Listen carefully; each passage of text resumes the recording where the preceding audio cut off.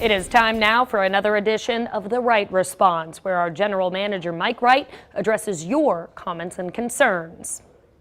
Some of you may know that my hobby in the fall is doing radio play-by-play for the A&M Consolidated Tigers. I like high school football, and for 25 years I've been fortunate to do that on WTAW. So the moment I get in the car, certainly having been nowhere near television for about 4 hours a couple of Fridays ago, I get this note from CJM.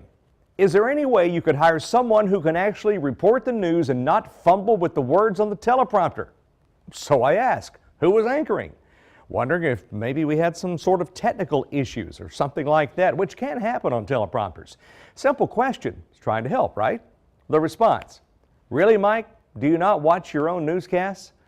I'm not trying to be ugly, and I certainly understand the market we live in is not a 250-plus market, but we deserve a more astute newscast.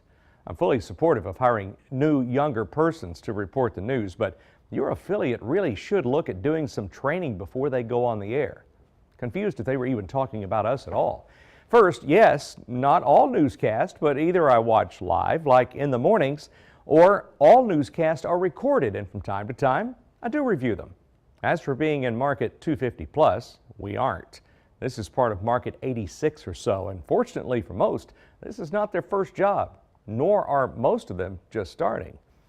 Just thought I'd share the cutting nature of some of these emails. I will follow up and watch newscasting questions still with no clear-cut answers to guide me at all.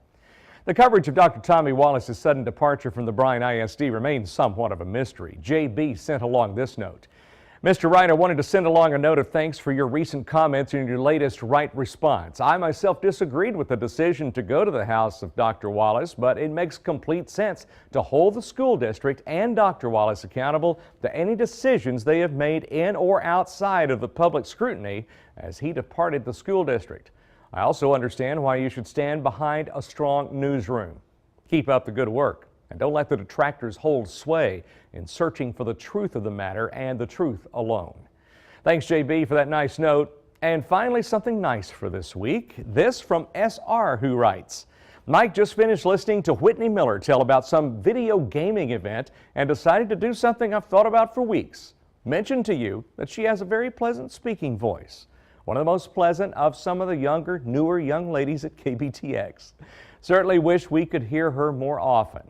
And SR, we thank you for your comment, and it goes without saying, so does Whitney. I'd be remiss and a bad dad if I didn't wish a happy birthday to the twins. Macy and Mason are turning 16 this coming Monday. Now, perhaps a throwback video sometime in their KBTX debut back in early 2001. Good time as any to embarrass a couple of teenagers, right? We'll do that soon. A lot is happening in our community, and we may not always agree with each other, but your opinion is always heard, and it matters to this family of KBTX News 3.